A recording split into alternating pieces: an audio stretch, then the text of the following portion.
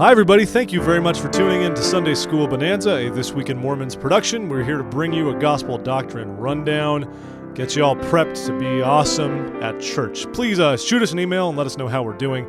Contact at thisweekinmormons.com and visit us online at thisweekinmormons.com. Before we get to the lesson, I would like to introduce to all of you a new host this week.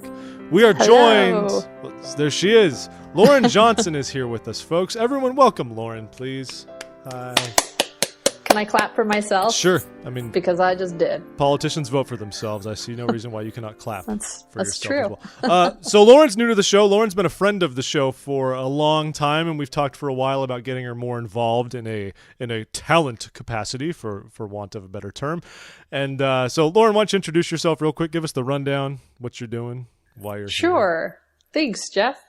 My background is actually in journalism. I've been a television reporter, the most recently in Salt Lake City and also in Idaho. And I'm here actually living in the Boston, Massachusetts area, a newlywed. And we moved here for my husband's schooling, and not being a journalist, being a little bit depressed about that. So thank heavens for podcasts. Don't be depressed about it. It's going to be fine. I mean, let's be honest. What was there to do in Pocatello? I mean, really? Yeah. But, that was, I moved on, though. It was Pocatello, and then... My understanding is they have a Dairy Queen there, so very, very big things are happening. Actually, one of them closed. It was really depressing. See? The Dairy Queen closed, and it was news, and we reported on it. This live. Is serious. I also watched a season last year of the great food truck race on Food Network, and they stopped in Pocatello. It was crazy. Oh, really? What was it that they enjoyed? Well, I don't know. They just went to Pocatello. They just go to random places as a challenge, but it is a college town. Maybe it was okay. I don't know. Yeah, they have some good places. That's why I was wondering. I'm from California. We have a different version of society there, civilized, advanced. I don't know anything. Anyways, folks, Sure. Not to waste any more time, you're here to learn all about gospel things. So this week's lesson is a great one, and I hope that in my tiny wisdom we can do justice to it. It's lesson 7, the Abrahamic Covenant. This is definitely something that we throw around a lot in the church. You always hear about the Abrahamic Covenant, but I would venture a guess that a great many of us don't fully get what that is. And I would say, and I think it's great. So we're all going to learn about this together. But one of the first things your teacher might mention is the attention activity. Sometimes I like to tease about them. But this one's good because the simple question is just, what is a patriarchal blessing? And you might say, what the heck does that have to do with the Abrahamic Covenant?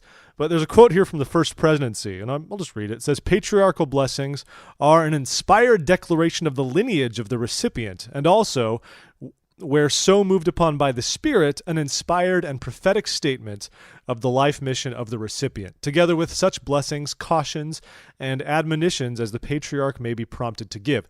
The realization of all promised blessings is conditioned upon faithfulness to the gospel of our Lord. So the point of this, a lot of this, I think, is lineage. That's a huge part of the Abrahamic Covenant, and we're going to learn that we are sort of adopted in. We're either born in or grafted in to the seed of Abraham. And I have a patriarchal blessing. Lauren, should I assume you have a patriarchal blessing? Yes, I do. I got mine when I was 14, so early. Oh, you were righteous. I got mine when I was like 17 or something. I just kind of I sat on my hands for a while and didn't really bother with it. But at least I didn't get it in the MTC. I saw some people did that. I saw that as well. When I was in the MTC. Yeah. As an aside, it's fine, but there's something I feel like it would be so impersonal. Oh, sorry. Do you need to answer that? Yes, 1 second. Am I interrupting you? I'm sorry. All right. Oops, silent. It's on silent. Okay, so the scriptures we're going into here, mostly this week, Abraham 1, Genesis 12. Those are the great things you can read in great preparation.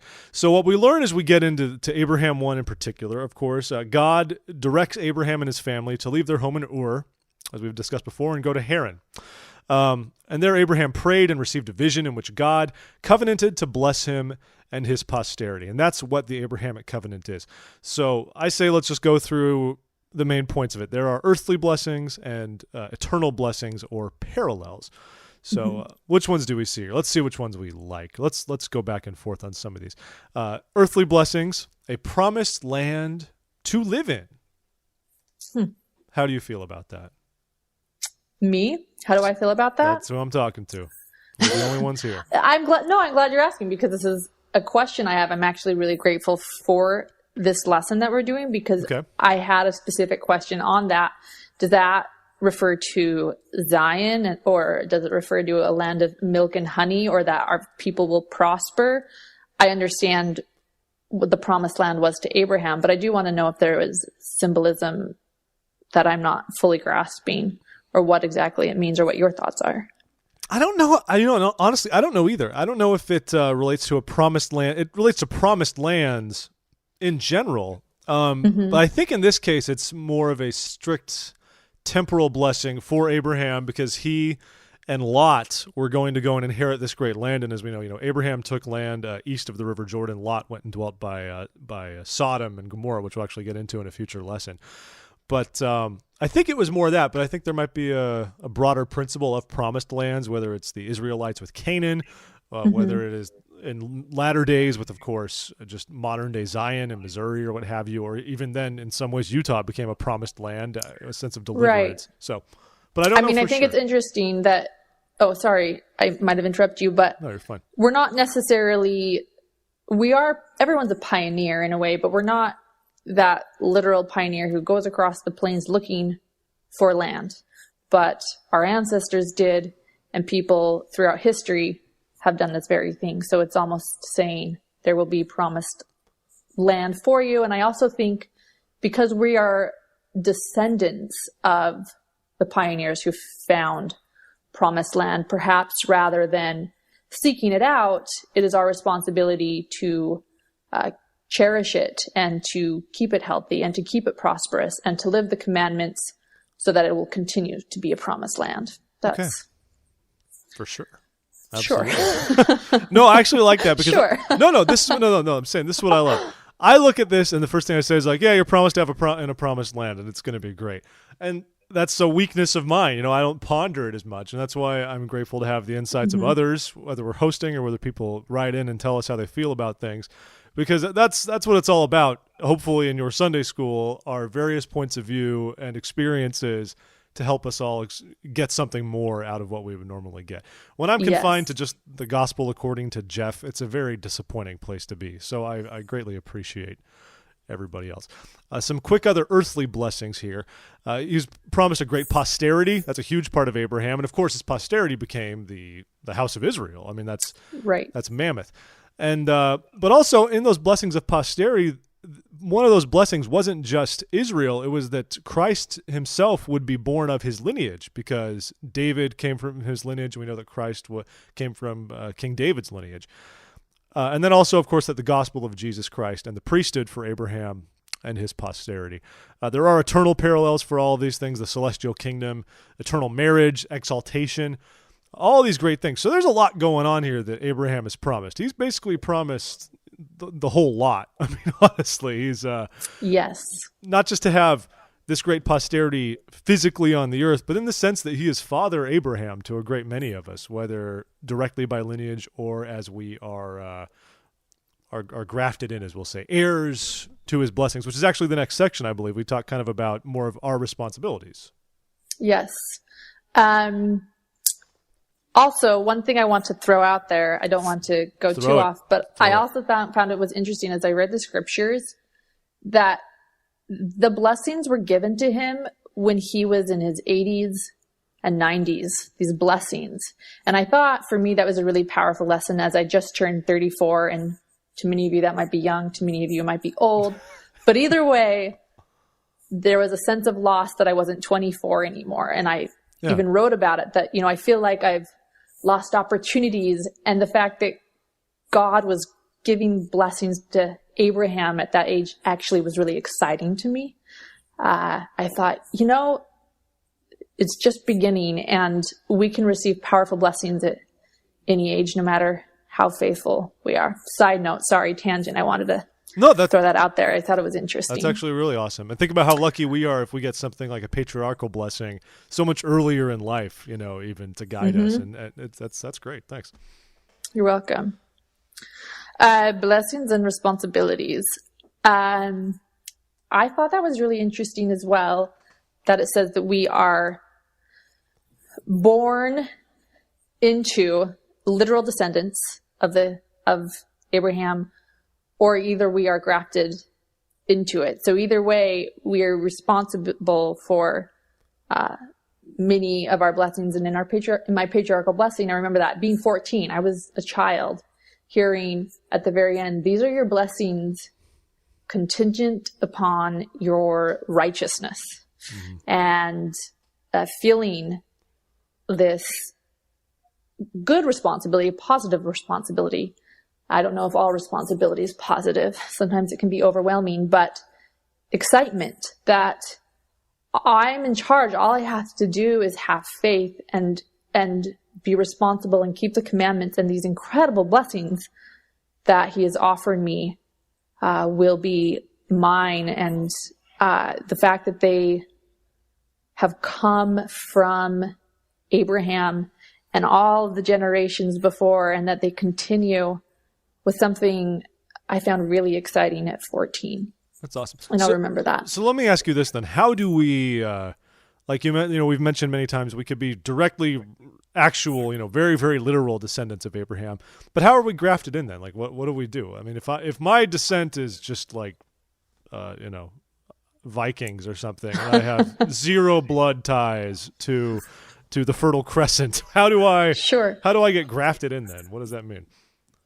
That is a good question. I actually have a similar question because I find the whole idea really interesting, and I have a lot of questions about that. It almost feels like an adoption, a spiritual adoption of sorts. But it says that we have to be baptized and become a member of the church, and we are then grafted. Am I right? Is that what you yeah, I think that's read? about what it is. Yeah, I mean, as we go step by step through our own discipleship and enter into especially new covenants and ordinances to engage in those covenants, I believe we sort of enable more of these promises in the Abrahamic Covenant. It's almost like we're able to check a little box, flip a switch, and these things all slowly turn on and become part of our experience with the covenant in a way. Yeah. It made sense too. I have heard of family members having different lineages when they receive their patriarchal blessing. Heard that too. Yeah. And so that actually helped me comprehend that a little bit more. I thought, how could that be if we're literal descendants, but sometimes we are grafted into the whole scheme of things? But it's also beautiful because it doesn't matter, necessarily who we are or where we were born or what we've been handed in life. It matters.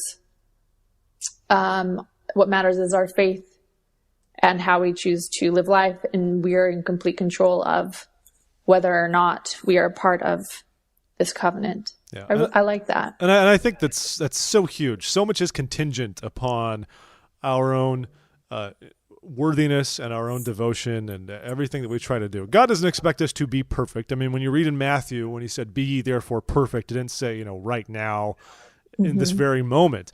But that's our goal, and we need to be working at those things. And as we do those things, the blessings of the Abrahamic Covenant, of the eternities, can be ours. But of course, with that, there's responsibility. And it's not just that we need to be worthy.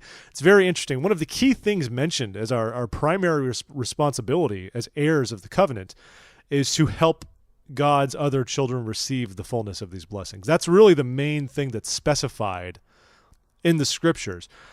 Which I think is terrific. I mean, of all the things to remind us, it's not just like, hey, keep the commandments, be righteous. No, you know what you need to do? You need to help everybody else keep the commandments and find these things. That's what you need to be doing to truly live worthily of it. And that's huge. You see that in Abraham 2:9-11 for anybody who wants to read that. That's when he talks about making the great nation that'll be reared up, and that we will all be blessed, but only if we share the blessings with others. Right. In fact, can I share what Elder Boyd K. Packer said about sharing the blessings and missionary work? Oh, I think I know this tale. Yeah, please do. Okay, great. Yeah, I thought it was a great analogy. It was really simple, but I thought it was really lovely. It said, imagine that, our bishop has appointed us to plan a picnic for ward members. It is to be the best social in the history of the ward, and we are to spare no expense. We reserve a beautiful picnic ground in the country. We are to have it all to ourselves. The day arrives and everything is perfect. The tables are set and the feast is spectacular. Then, just as the blessing is being said, an old car turns into the picnic grounds and sputters to a stop. A worried man lifts the hood and spouts of steam come out. Several children climb out of the car. An anxious mother takes a box to a nearby table. She puts a few leftovers on the table, trying to make them look like a meal for hungry children, but there is not enough. Then one of the little girls sees our table. She pulls her little brother over to us and pushes her head between you and me. We move aside. The little girl says, "Look at that. I wonder what that tastes like." What would you do? Would you ignore the people or ask them to be quiet? Would we show them back to their table and give them some of the food we don't really need? Or would we invite them to come and join us, to sit between us and share the feast, and to let us help fix their car and give them something for the journey? And then he goes on to ask, could there be more pure enjoyment than seeing how much we could get those hungry children to eat? Could there be more satisfaction than to interrupt our festivities to help them fix their car? I thought that was a beautiful analogy, and it is simple, something that I think a child can comprehend, but it affected me, and I realized, yeah, it's true. And I think they made a video of that once using those Really? remarks. This really rings a bell, seeing some footage, very 80s, of course, because those are all the jams of the church. But yeah, we can be together forever someday. Anything Michael McLean is great. But the thing, right. the thing that I really took away from that is it's so easy as members of the church to have defined in advance who we feel is ready, quote unquote, to receive these things and to help. Like we see, like these people are ripe for receiving the missionaries of the gospel because they fulfill a certain stereotype and they look a certain way and they live their lives a certain way. And it's good to seek out those things. But as Latter-day Saints, how often do we still, sadly, we might see someone who is just destitute and messed up, and we'll say like, oh, they're not like church material. Who says they're not church material? I mean, Jesus says they're church material, and we need to get out of ourselves. If we see that poor family roll up that is having trouble, we shouldn't just ignore them, and this isn't right. Both metaphorically and literally. We need to help our brothers and sisters in all actuality, and of course, metaphorically, we know these things are good. We've got a lot of bounty before us. Let's make sure that we share it with others who might need it, but they're struggling to obtain it. And I think that is a beautiful thing too. Elder Packer has some good remarks there. I like that a lot. Me too. Well said, Lauren. Thanks. Well said, Boyd K. Packer. Well, that's pretty much the gist for this lesson, everybody. So the Abrahamic Covenant, you're promised a lot of stuff, and you need to live a lot of things, and to really make it worthwhile. There's a lot that we can learn, and I really encourage you to read through again Abraham 1 and Genesis 12, Genesis 15 if you're feeling ambitious as well. On top of that, there's a lot of great material here for that. Also, everybody, we encourage you, if you're listening to this on YouTube right now, click those little buttons at the bottom that we put up for you so you can subscribe on iTunes or the RSS feed or something like that. For the rest of you, join us at facebook.com/thisweekinmormons, at The Real Twim on Twitter. You can find us on Pinterest, on Instagram, where we post something once every 5 months, and really anywhere else. Contact at thisweekinmormons.com. Those are all the places that we are, but we're grateful that you're all here joining us. Lauren, thank you for joining us on your inaugural adventure. Right. I'm so happy to be here.